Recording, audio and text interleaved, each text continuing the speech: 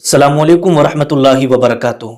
मेरे प्यारे अजीज़ दोस्तों, आइएगा आज मैं इस वीडियो के अंदर आपको बताने के लिए जा रहा हूँ मरहुमीन के हवाले से कि मरने के कितने साल बाद तक मुर्दा अपने घर वालों को याद कर करके रोता रहता है।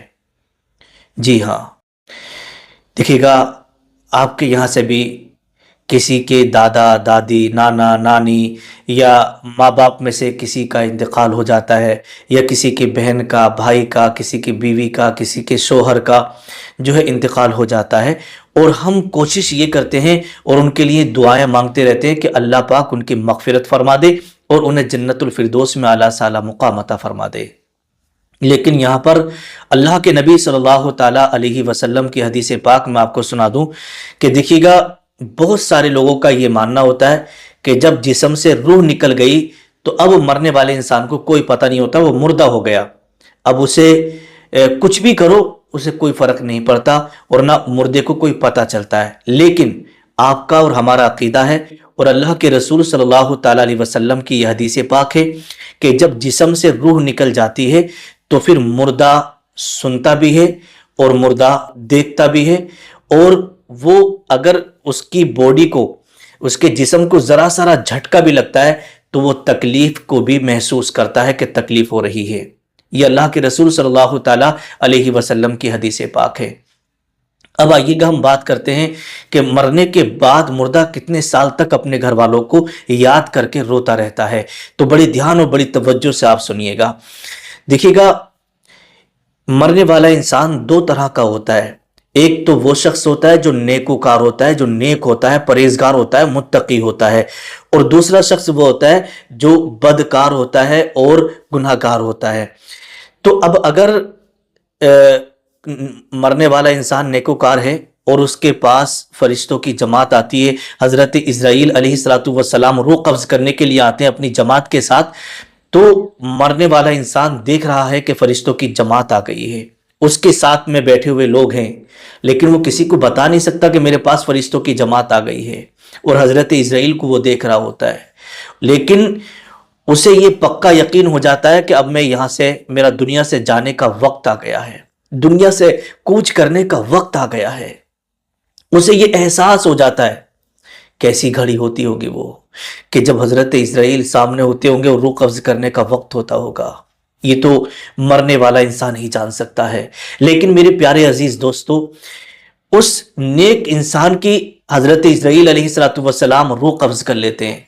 हदीस पाक के अंदर आता है, हुजूर सल्लल्लाहु ताला अलैहि वसल्लम ने इरशाद फरमाया कि अगर बंदा नेकोकार है, नेक और परहेजगार है, तो उसकी रूह इतनी आसानी से कब्ज कर ली जाती है कि उसे एहसास भी नहीं होता कि उसकी रूह निकल गई है।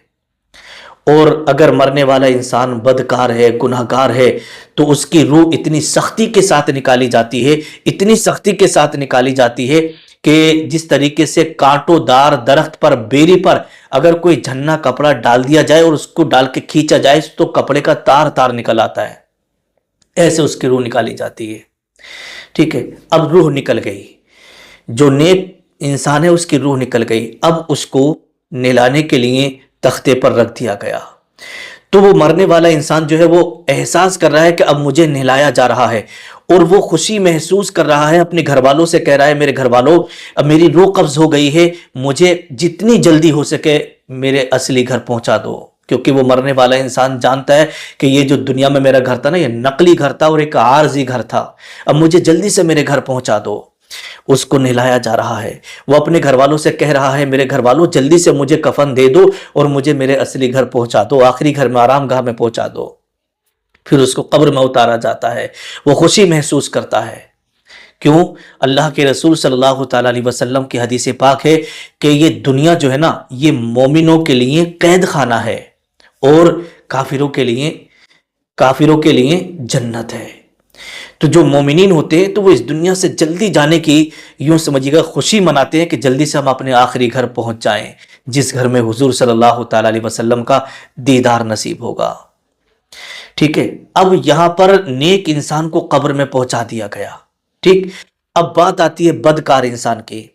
जब बदकार इंसान की रूह कब्ज होती है तो वो रोता पीटता है और चीखो पुकार करता है। روح قبض ہو گئی۔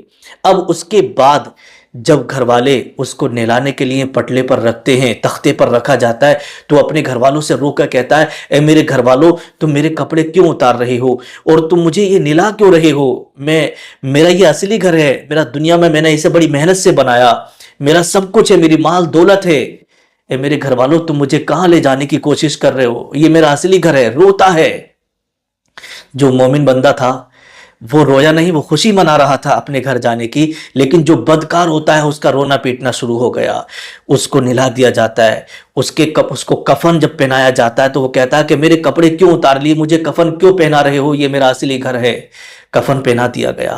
جب لوگ اس کے رشتہ دار، اس کے گھر والے اسے قبر میں اتار رہے ہوتے ہیں تو گھر والوں سے کہتا ہے میرے پیارے عزیز تم مجھے کالی کوٹری میں کیوں بند کر کے جانا چاہتے ہو؟ میرا اصلی گھر مجھے رہنا ہے، اے میرے گھر والوں میرے ساتھ ایسا مت کرو۔ روتا ہے لیکن مردے کو اتار دیا جاتا ہے۔ یہ کون ہے؟ بدکار ہے۔ قبر پہ تختے لگا دیے گئے، مٹی دے دی جاتی ہے۔ وہ مٹی دینے کے بعد جب لوگ گھر کو واپس آتے ہیں ہے نا، تو اللہ کے رسول صلی اللہ تعالیٰ علیہ وسلم ارشاد فرماتے ہیں کہ جب لوگ دفن کر کے مردے کو گھر کو واپس آ رہے ہوتے ہیں تو مردہ ان کے چلنے سے جوتوں کی ٹاپوں کی جو آواز نکلتی ہے نا، ان ٹاپوں کی آواز کو سنتا ہے، اور سننے کے بعد جو ہے وہ کہتا ہے میرے عزیز، اے میرے گھر والوں تم مجھے کالی کوٹری میں کیوں چھوڑ کر کے جا رہے ہو؟ اے میرے گھر والوں تم مجھے یہاں چھوڑ کر کیوں جا رہے ہو؟ تو جو بدکار ہے وہ روتا پیٹتا رہ جاتا ہے اور اپنے گھر والوں کو یاد کرتا رہتا ہے۔ پھر اس کے بعد جو بدکاری اس نے کی اس کی سزا اس کو ملتی ہے قبر کے اندر۔ جب اس کو عذاب ہوتا رہتا ہے تو اپنے گھر والوں کو ایسے ہی یاد کرتا رہتا ہے۔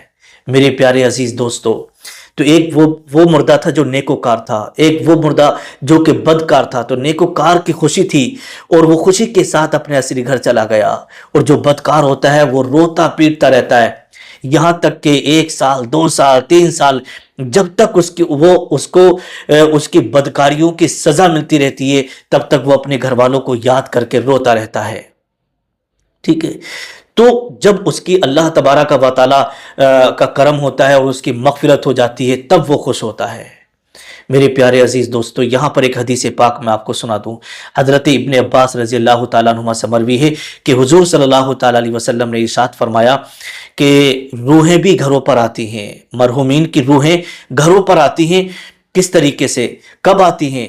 تو ارشاد فرماتے ہیں کہ عاشورہ کے دن یعنی محرم کی 10 تاریخ کو، اور عید اور بقر عید کے دن، شب جمعہ اور جمعے کے دن، اور شب برات والی رات میں روحیں اپنے گھروں پر آتی ہیں جن گھروں میں وہ دنیا میں رہتی تھیں، اور آنے کے بعد دروازے پر کھڑی ہو جاتی ہیں، اور کھڑے ہونے کے بعد میں اپنے گھر والوں کو پکار کے کہتی ہیں میرے گھر والوں، اے میرے اہل خانہ ہم پر رحم کرو، ہمارے لیے کچھ ایصال ثواب کرو۔ تو گھر میں سے اگر کوئی فاتح خوانی یا ایصال ثواب کر دیتا ہے تو وہ روحیں خوشی خوشی اپنے گھر کو واپس چلی جاتی ہیں، اور اگر کوئی ایصال ثواب نہیں کرتا ہے تو پھر وہ مایوس ہو کر لوٹ کے چلی جاتی ہیں۔ تو میرے پیارے عزیز دوستو، اگر آپ کے گھروں میں سے بھی کسی کا انتقال ہو چکا ہے تو پھر اپنے مرحومین کے لیے آپ ایصال ثواب ضرور کریں، صدقہ و خیرات ضرور کریں۔ جمعے کے دن جو ہے یا فجر کی نماز کے بعد روزانہ قبرستان اپنے مرحومین کی حاضری کے لیے جائیں۔